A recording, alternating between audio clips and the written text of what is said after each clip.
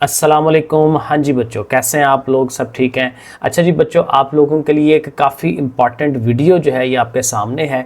इसमें बेसिकली हम क्या करेंगे, अपनी फ़िज़िक्स की जो तैयारी है उसको हमने करना है और उसके जो शॉर्ट क्वेश्चन है, आपको पता है शॉर्ट क्वेश्चन पेपर के लिए बहुत इंपॉर्टेंट होते हैं और हर चैप्टर के हमें रेडी करने हैं। तो फर्स्ट चैप्टर के मैंने 50 शॉर्ट क्वेश्चन बनाए हैं। इनको हम पढ़ेंगे, इनको समझेंगे और इनको तैयार करेंगे। बस आपने ये करना है कि पूरी वीडियो कंप्लीट देख लेनी है।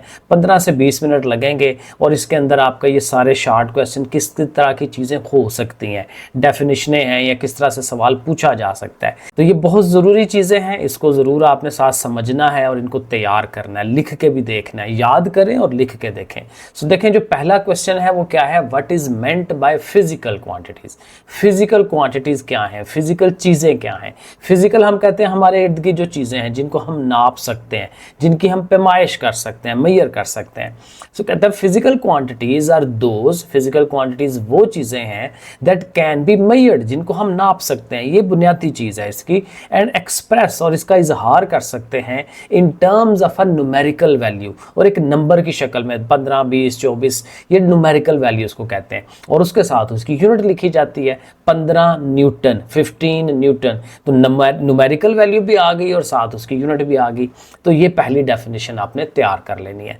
आगे नंबर 2 कहता है give 2 examples of physical quantities. Physical quantities की 2 मिसालें दें। तो फिजिकल क्वांटिटीज जो है वो 7 थी, उनमें से कोई भी आप 2 एग्जांपल्स दे सकते हैं। यहाँ जैसे हमने लेंथ और मास को लिखा हुआ है, इसमें टाइम भी था, एम्पियर भी था, बाकी चीज़ें भी थी।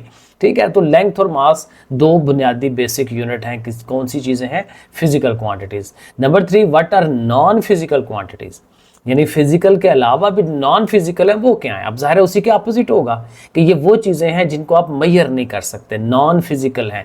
सो non physical quantities are those, ये वो चीज़ें हैं that can not be measured, जिनको हम माप नहीं सकते डायरेक्टली, सीधे सीधे तौर में। सच एज लव है, ब्यूटी है, हैप्पीनेस है। तो हम ये नहीं बता सकते कि हमारी जो ब्यूटी है वो इतनी है, हमारी जो हैप्पीनेस है, मैं कितना खुश हूँ, ठीक है, वो क्वांटिटी में नहीं बता सकते, तो उसको मेजर करना मुश्किल होता है। तो इनको हम कहते हैं कि ये नॉन फिजिकल क्वांटिटीज हैं। नंबर 4 है how do physical quantities help in physics. अब ये जो फिजिकल क्वांटिटीज पढ़ते हैं ये फिजिक्स में हमें कैसे मदद करती हैं, ये बड़ा इंपॉर्टेंट शॉर्ट क्वेश्चन है। सो कहता है फिजिकल क्वांटिटीज हेल्प, मदद करेंगी इन डिफाइनिंग, डेफिनेशन बनाने में, एंड अंडरस्टैंडिंग लॉज, और जो कवानीन है फिजिक्स के उनको समझने में, and principles of physics, physics के जो कवानीन है, बाय प्रोवाइडिंग मेजरेबल वैल्यूज, क्योंकि फिर चीज़ें जो है हम मेजर कर पाते हैं। जब चीज़ें मेजर कर पाएंगे तो उनके रेलिवेंट जो लॉज हैं, कवानीन्स हैं, उनको समझना हमारे लिए आसान हो जाता है। तो ये हम इसका आंसर देंगे। Number 5, why is measurement important in science. चीज़ों को मेजर करना साइंस में कितना इंपॉर्टेंट है, क्यों अहम है ये? तो हमने इसका आंसर देना है मेजरमेंट एंश्योर्स एक्यूरेसी। जब मेजरमेंट कर लेते हैं किसी चीज़ की तो उससे क्या होता है, हमें एक्यूरेसी का पता चलता है कि कोई चीज़ कितनी एक्यूरेट है, कितनी सही है, कंसिस्टेंट है, कि बार बार वही रिजल्ट आ रहा है, एंड रिलायबल है, और हम उस पर इन्हिसार भी कर सकते हैं कि नहीं। एक हमने तरकड़ी रखी हुई है तो उसके ऊपर जो वट्टा रखा हुआ है वो 1 किलो का, तो वो कितना रिलायबल है, बार बार वो उसी तरह की उतनी ही चीज़ें मेजर करके दे रहा है, एंड सो ऑन। इस तरह से ये 3 पॉइंट्स हम इसमें बता रहे हैं, एक्यूरेसी, कंसिस्टेंसी एंड रिलायबिलिटी। कितनी कोई चीज़ एक्यूरेट है यानी कि ठीक है, सही मेजर हो रही है, कंसिस्टेंट है यानी कि बार बार उसी उतना ही मेजर कर रहा है, एंड रिलायबल है और हम इस पर कितना भरोसा कर सकते हैं। तो मेजरमेंट हमारे लिए ज़ाहिर है साइंस में बहुत ज़्यादा इंपॉर्टेंट हो जाती है इन पॉइंट्स की वजह से। Number 6, name 2 types of physical quantities. Physical quantities की 2 किस्में बताएं, तो हमने पढ़ी थी, बेस क्वांटिटीज़ होती हैं, डिराइव्ड क्वांटिटीज़ होती हैं। बेस जो किसी पर डिपेंड नहीं करती, डिराइव्ड जो बेस पे डिपेंड कर रही होती हैं। तो इस तरह से, और फिर आगे ज़ाहिर इनकी डेफिनेशन है कि define base quantity. So base quantities are fundamental, बुनियादी हैं ये बेस। फिजिकल क्वांटिटीज़ है दैट आर इंडिपेंडेंट, जो आज़ाद हैं, वो आगे से किसी और पर डिपेंड नहीं कर रही of other quantities, such as, उनकी मिसालें साथ दे देंगे, लेंथ है, मास है, टाइम है, ऊपर भी हमने बात की थी। Number 8, how many base quantities are there in SI system. System international के अंदर बेस क्वांटिटीज कितनी है? तो हमने शुरू में भी कहा कि टोटल कितनी है, 7 है। देयर आर 7 बेस क्वांटिटीज, तो हम इसका आंसर दे देंगे। Number 9, name 3 base quantities and their SI unit. अब ये भी ऐसा सवाल आ सकता है कि बेस क्वांटिटीज बताएं और उनकी यूनिट्स भी बताएं। तो जैसे लेंथ है तो लेंथ को मीटर में मेजर करते हैं और मीटर के लिए स्मॉल m लिखते हैं। मास है तो वो किलोग्राम में मेजर करते हैं और kg लिखते हैं। और टाइम जो है वो सेकंड्स में मेजर करते हैं और इसके लिए हाली छोटा s जो है वो यूज़ किया जाता है। Number 10, what are derived quantities. तो डिराइव्ड डेफिनेटली जो बेस से बनती हैं। Derived quantities are those that are formed, जो बनती हैं बाय कंबाइनिंग, इकट्ठा करने से किसको, बेस क्वांटिटीज को। एक भी हो सकती है, ज़्यादा भी हो सकती हैं, यूजिंग मैथमेटिकल ऑपरेशन। जैसे वेलोसिटी की है मीटर पर सेकंड ms-1, तो उस पर मीटर और सेकंड, सेकंड जो है वो डिवाइड कर रहा होता है, तो एक मैथमेटिकल ऑपरेशन है, उसके ज़रिए ये लिंक्ड होती हैं, such as speed and force, और कुछ भी यूनिट्स आप इसकी बता सकते हैं। नंबर 11 कहता है give 2 examples of derived quantities. तो डिराइव्ड क्वांटिटी जैसे एक स्पीड है, दूसरा एक्सेलरेशन बता दें, ms-2 जो उसकी यूनिट है, मीटर पर सेकंड स्क्वायर।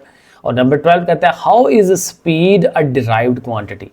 स्पीड कैसे डिराइव्ड है, वेलोसिटी या स्पीड कैसे डिराइव है, क्योंकि जाहिर है कि स्पीड और वेलोसिटी जो है किस पे डिपेंड करती है कि कितने टाइम में आपने कितना फासला तय किया।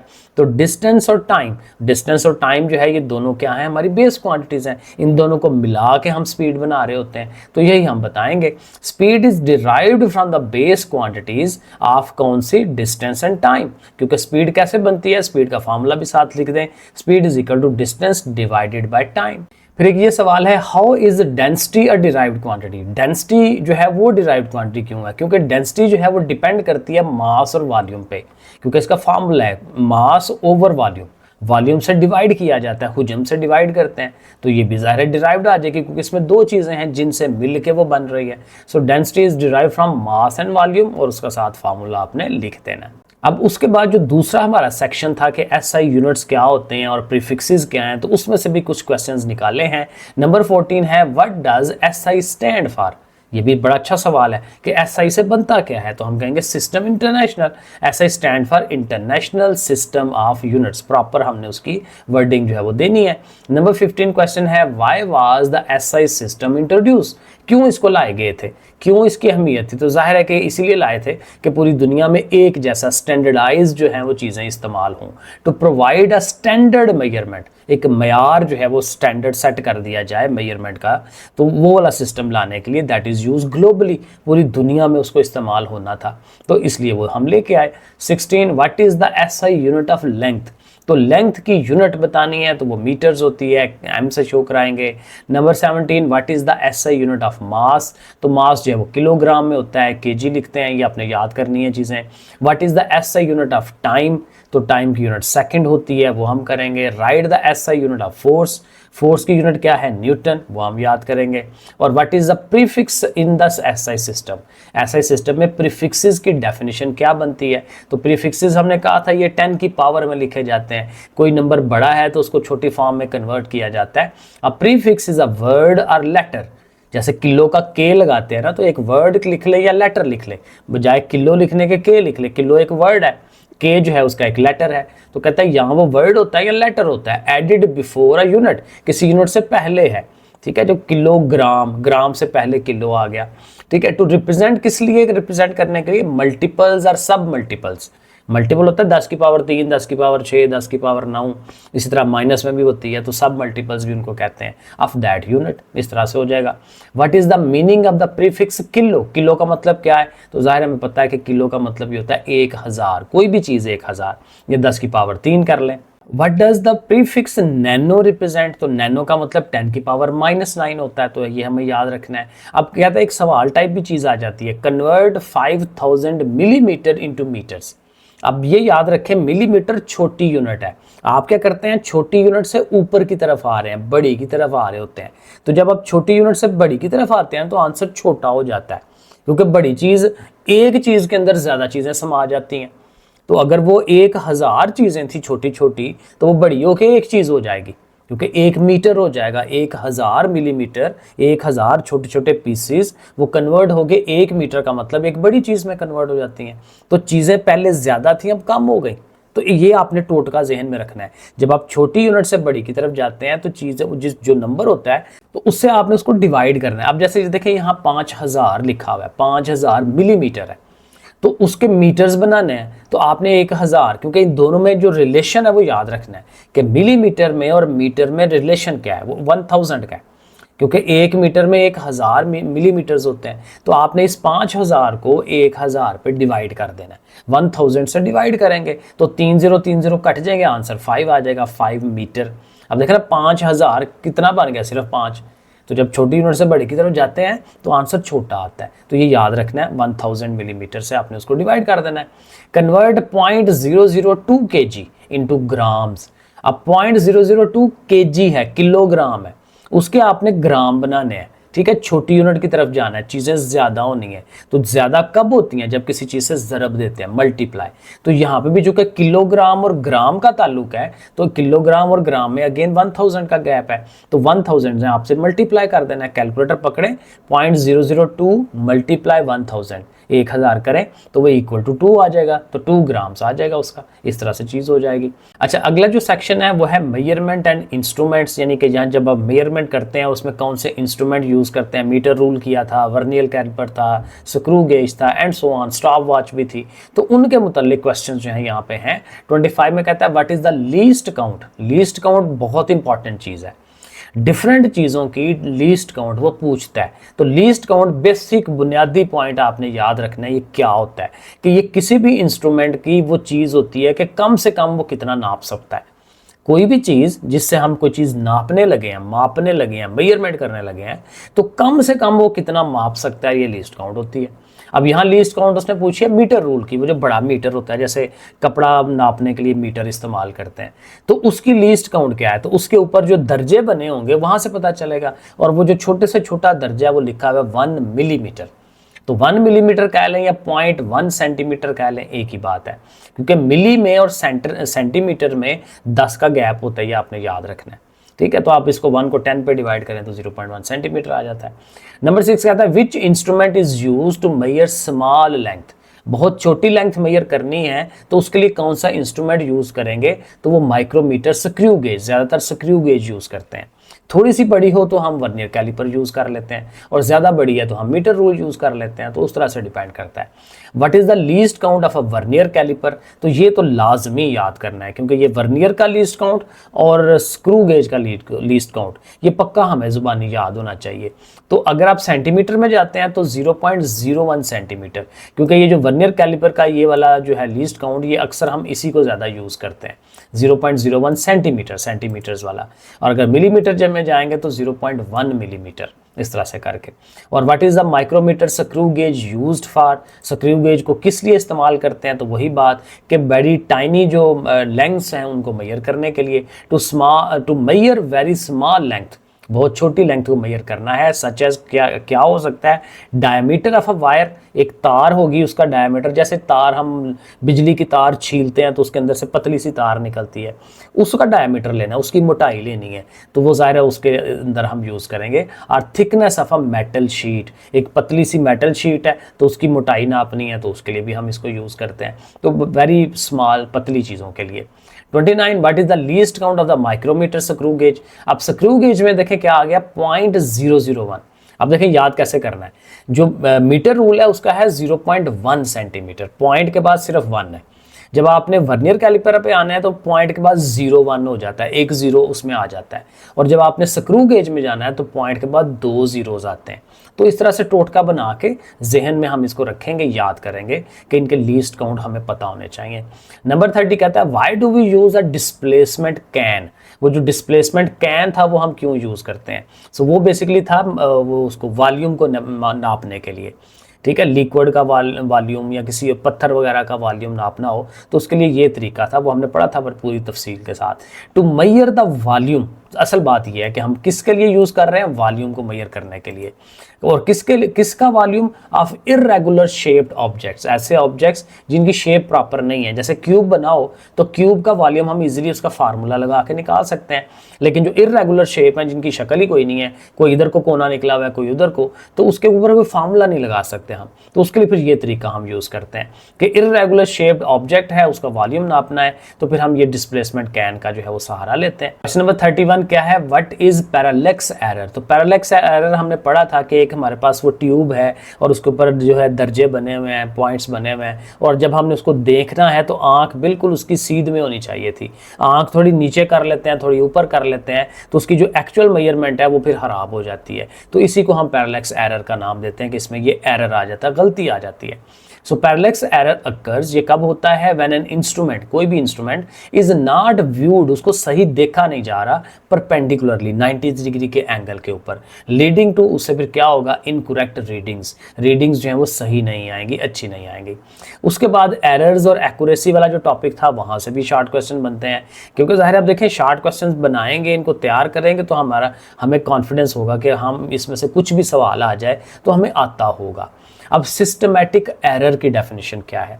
Systematic error occurred due to the flaws in measurement instrument और प्रोसीजर, यानी जो इंस्ट्रूमेंट हम यूज कर रहे हैं उसमें एरर होता है, उसमें गलती होती है, इसलिए उसको सिस्टमैटिक एरर कहते हैं, क्योंकि सिस्टम में ही गलती आ गई, जिस चीज को लेके मेजरमेंट करने लगे हैं उसी के अंदर गलती है, तो इसको हम कहते हैं सिस्टमैटिक एरर। उससे क्या होगा, अफेक्टिंग ऑल रीडिंग्स, जो भी रीडिंग लेंगे उस पर फर्क पड़ेगा, इन द सेम वे, एक जैसे तरीके से ही, क्योंकि इंस्ट्रूमेंट ने हर दफ़ा गलती वही रखनी है ना, तो उसके लिहाज से ही हमारा जो आंसर आएगा। तो उसमें इसी तरह जीरो एरर वगैरह हम माइनस कर देते हैं, तो ठीक चीज़ जो है वो बेहतर हो जाती है। Give one example of a human error in measurement, इंसान की वजह से जो एरर आता है मेजरमेंट में उसकी कहता है एग्जाम्पल्स बताएं। तो उसकी एग्जाम्पल क्या है, इनकरेक्ट अलाइनिंग, ये ऊपर हमने पैरालेक्स जो पढ़ा था एरर वो यही था, incorrect aligning a meter rule when measuring length. क्या आपने लेंथ मेजर करने लगे हैं तो आपने क्या किया जी, आपने वो जो मीटर स्केल रखा है वो सही नहीं रखा, जीरो के ऊपर जीरो होना चाहिए था वो नहीं रखा, थोड़ा आगे पीछे कर दिया, तो वो इंसान की गलती है ना। तो ह्यूमन एरर जहां आ सकता है वो हम इसको बताएंगे, कोई भी एरर बता सकते हैं। How can we reduce random error in experiment. Random error यही है कि कुछ भी किसी भी वजह से कोई एरर आ जाए उसको रैंडम एरर कहते हैं। तो कहते हैं उसको अगर रिड्यूस करना है, कम करना है, तो आपको क्या करना चाहिए। उसके लिए बड़ा अच्छा उसने तरीका बताया हुआ, कहता है बाय टेकिंग मल्टीपल रीडिंग्स। कहता है एक रीडिंग ना लें, क्योंकि एक रीडिंग में गलती का चांस हो सकता है, एक और रीडिंग ले, एक और रीडिंग ले, तो 4-5 रीडिंग ले लें, फिर उसकी एवरेज निकाल लें, ठीक है, and calculate the average value, उस तरह से तो उससे बेहतर हो जाता है। What is precision in measurement. तो प्रिसीजन और एक्यूरेसी हमने पीछे डेफिनेशन पढ़ी थी। Precision refers to how close repeated measurements are to each other. हमने 3-4 दफ़ा मेजरमेंट ली और हर दफ़ा जो आंसर आता है वो बहुत नज़दीक आता है, इसी को प्रिसीजन कहते हैं। कि प्रिसीजन ये है कि बहुत नज़दीक आंसर आना। How is accuracy different from precision. अब जाहिर है कि एक्यूरेसी की डेफिनेशन बतानी है कि वो प्रिसीजन से कितना फ़र्क है उसमें। Accuracy refers to how close a measurement is to its true value. क्योंकि एक्यूरेसी का मतलब ये है कि जो असल वैल्यू थी हम वहाँ तक कितना पहुँच पाए हैं। अगर असल लेंथ किसी चीज़ की 5 मीटर है और हमारा आंसर आता है 4.99 मीटर्स, तो ज़ाहिर तकरीबन हमने सही निकाल लिया आंसर, और दोबारा आंसर करते हैं तो 4.98 आता है, तो वो भी हम उसके पास जा रहे हैं। तो एक्चुअल वैल्यू के नज़दीक मेजरमेंट करनी, दैट इज़ कॉल्ड एक्यूरेसी। और प्रिसीजन क्या है कि हमारे आंसर्स जो हैं वो कितने नज़दीक हैं। यानी एक दफ़ा आंसर 4.9 निकाला है, एक दफ़ा 4.85 आ गया, 4.87 आ गया, तो नज़दीक आंसर आया ना। तो हर दफ़ा जब नज़दीक आंसर आते हैं, एक दूसरे के नज़दीक आएंगे, तो वो हम कहते हैं कि ये कंसिस्टेंट है आंसर। लेकिन एक्यूरेसी क्या है कि असल वैल्यू के पास पहुंचना। जब आप असल के बिल्कुल नज़दीक पहुंचोगे तो आप कहेंगे जी एक्यूरेसी ज़्यादा अच्छी है। आगे है डेफिनेशन है व्हाट आर सिग्निफिकेंट फिगर्स। तो सिग्निफिकेंट फिगर्स बड़ी अच्छी डेफिनेशन थी कि वो नंबर्स जिनका हमें एक्यूरेटली पता है और उसके साथ एक जो है डाउटफुल डिजिट भी इसमें इन्वॉल्व कर लेते हैं, तो हम इसको कहते हैं ये सारे फिगर्स क्या हैं, सिग्निफिकेंट फिगर्स हैं। The digit in the measurement करते हुए जो डिजिट्स हैं, डिजिट मतलब नंबर गिनती 1 2 3 4, दैट आर रिलायबली नोन, जिनका हमें सही पक्का पता है, जिस पे हम भरोसा कर सकते हैं, प्लस उसमें क्या करना है 1 डाउटफुल डिजिट, एक वो डिजिट भी डाल लेना जिस पे शक शुबा है। तो वो भी उसमें डाल लेना है। क्वेश्चन नंबर 38 है how many significant figures are in this one. तो ये कहते हैं ये एक नंबर जो लिखा हुआ है 0.0450, तो इसमें सिग्निफिकेंट फिगर्स कितने हैं, अहम। तो हमने इसके रूल पढ़े थे कि जो 0 के अलावा हैं वो तो हमेशा सिग्निफिकेंट होते हैं, तो 4 और 5 सिग्निफिकेंट है, और जो 0 उनकी राइट साइड पे होता है वो भी सिग्निफिकेंट है, तो जो एंड वाला 0 है वो भी सिग्निफिकेंट है। लेकिन जो शुरू वाले जीरोज हैं जो लेफ्ट साइड पे हैं वो इनसिग्निफिकेंट नहीं होते, तो उनको आप छोड़ दें। तो 4, 5 और 0 3 डिजिट जो हैं इसके सिग्निफिकेंट हैं, वो हम उसको बता देंगे। आगे 39 वाला में राउंड 4.567 टू 2 सिग्निफिकेंट फिगर्स, इसको राउंड ऑफ करना है, 2 तक करना है, तो 2 तक हमारे ये बनता है, सॉरी गलत हो गया, यहाँ तक 4 और 5, ठीक है ना, क्योंकि ये 2 डिजिट्स हैं। तो इसका मतलब हमें किसको छोड़ देना चाहिए, 6 को। और छोड़ने का रूल हमने पढ़ा था कि जिस नंबर को आप छोड़ रहे हैं वो अगर 5 से ज़्यादा है तो फिर पीछे वाले में 1 इजाफा करें। तो चूंकि 6 जो है वो बड़ा है 5 से, तो जो पीछे 5 रह गया जहाँ तक हमने रखना है वो उसको हमने 6 कर देना है, तो आंसर आएगा 4.6। ठीक है, ऐसे करके।